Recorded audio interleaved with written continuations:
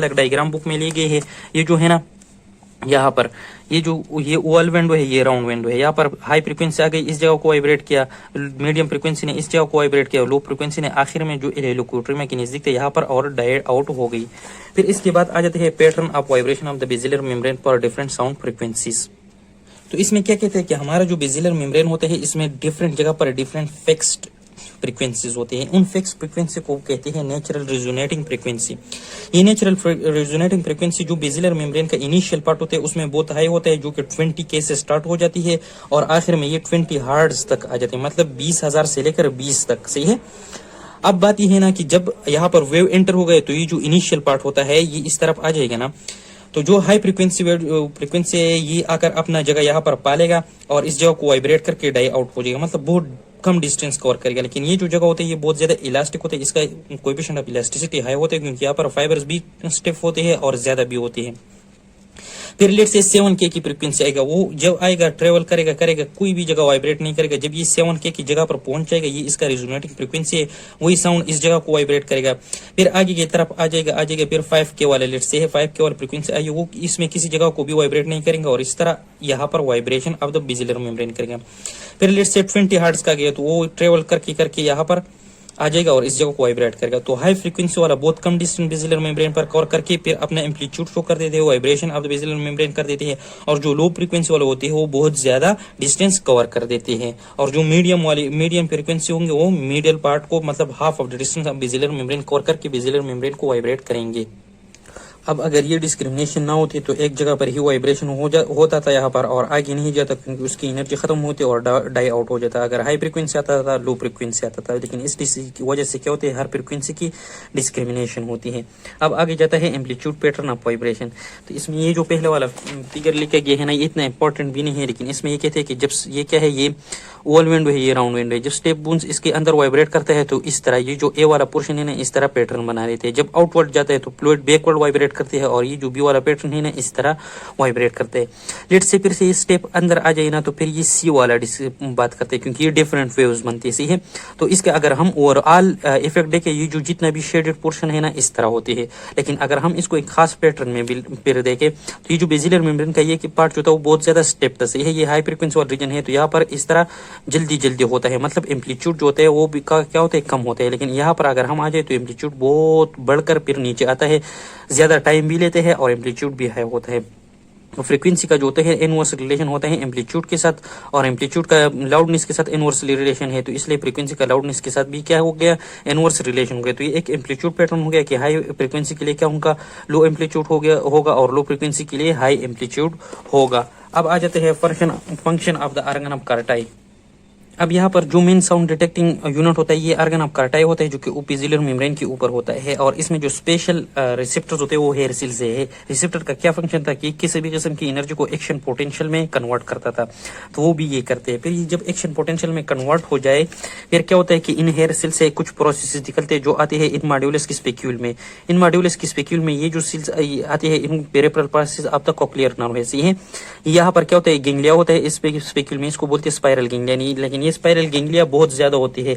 अगर हम इन सारे के सारे में देखें तो ये ऑलमोस्ट कितने होते हैं, 3000 गेंगलिया होते हैं। फिर इस गेंगलिया से सेंट्रल प्रोसेस जाते हैं इसकी थ्रू कहाँ पर, एज अ कॉक्लियर नर्व की सेंट्रल प्रोसेस और जाके पहुंच जाते हैं हमारे मेडुला ऑब्लांगेटा में। ये ईयर है। सही है। इससे ये आ गया कॉक्लियर नर्व के जरिए डोर्सल कॉक्लियर न्यूक्लियस को वेंट्रल कॉक्लियर न्यूक्लियस और आखिर में ये जाते हैं हमारे टेम्पोरल लोब की प्राइमरी ऑडिटरी एरिया में।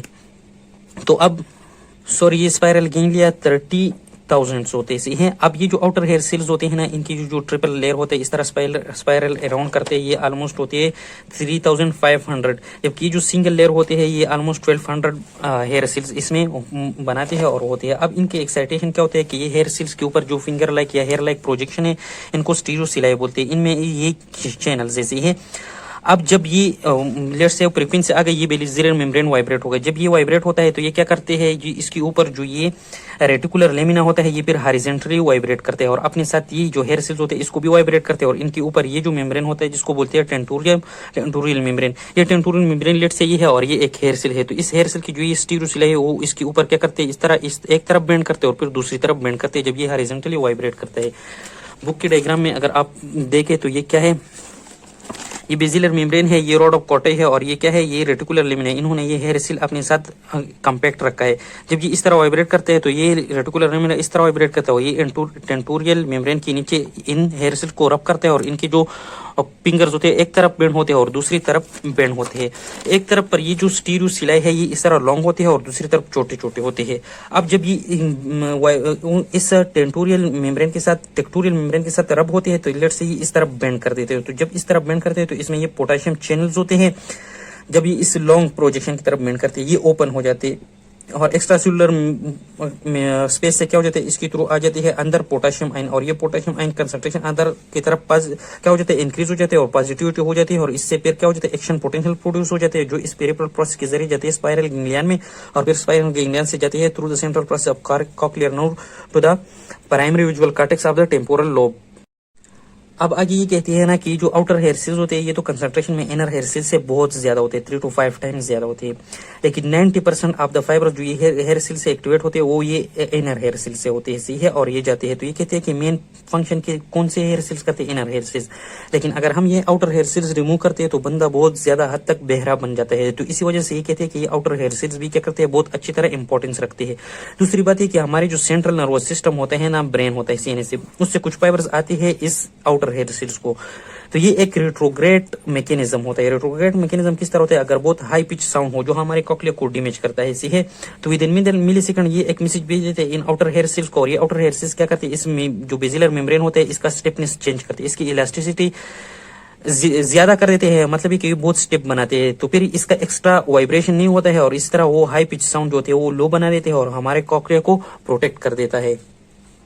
अब जब ये हेयर सेल एक्टिवेट हो जाते हैं तो इस जो पेरिफेरल प्रोसेस अब नर्व है ना, इस पर कौन सा न्यूरोट्रांसमीटर रिलीज करते हैं, ग्लूटामेट सी है। ये ग्लूटामेट क्या होते हैं, ये एक्साइटेटरी न्यूरोट्रांसमीटर है। इसके अलावा ये जो स्टीरो सिलाई होती है ये ऑलमोस्ट कितने होते हैं, 100 स्टीरो सिलाई एक सेल्स में होती है। अब इस तरफ तो ये डिपोलराइजेशन हो गया सी है। अब इनहिबिट किस तरह होगा, जब ये इस टेंटोरियल मेम्ब्रेन के ऊपर दूसरी साइड पर रब करे और इस छोटी स्टीरो सिलाई की तरफ ये बेंड हो जाए, तो फिर क्या हो जाता है, ये पोटेशियम चैनल क्लोज हो जाती है और अंदर की तरफ पॉजिटिविटी खत्म हो जाती है, निगेटिविटी स्टार्ट हो जाती है, और फिर क्या हो जाता है, हाइपर पोलराइजेशन होते जाते हैं, और इस तरह ये सिग्नल क्या हो जाता है, इनहिबिट हो जाती है। लेकिन ये डिपोलराइजेशन और हाइपर पोलराइजेशन बहुत कम टाइम में होते हैं। अल्लाह हाफिज़, बाकी अगले लेक्चर में डिस्कस करेंगे।